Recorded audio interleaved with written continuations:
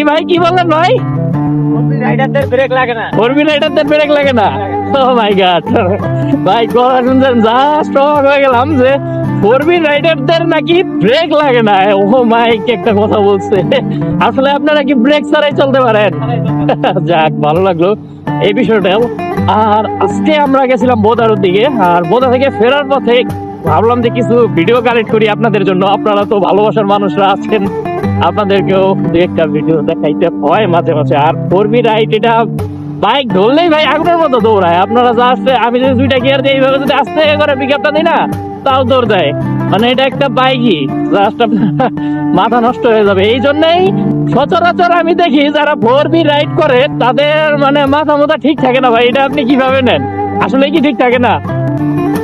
মানে এটা দেওয়ার আগে যায় ভাই, দেওয়ার আগে যায়। আর চললে ফোরবি মানে ও টান দিবে, এটা টানারই কথা। গাড়িটা নিলে আর কি মানে ফোরবি মানেই অন্যরকম একটা ফিল। টান দিবে।